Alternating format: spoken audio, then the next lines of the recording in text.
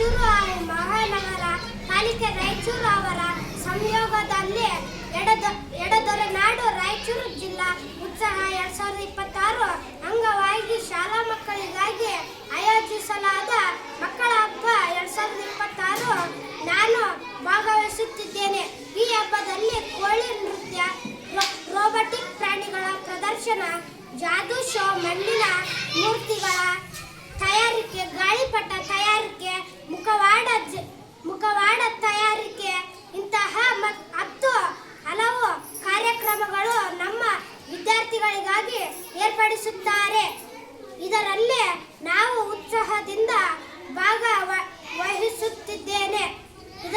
ಇದಲ್ಲದೆ ಇನ್ನೊಂದು ಖುಷಿಯ ವಿಷಯವೆಂದರೆ ನಮ್ಮ ಎಲ್ಲರಿಗೂ ಇಷ್ಟವಾದ ಐಸ್ ಕ್ರೀಮ್ಗಳು ಇಲ್ಲಿ 60ಕ್ಕಿಂತ ಹೆಚ್ಚು ವಿವಿಧ ಬಗೆಯಲ್ಲಿ ಇರುತ್ತದೆ.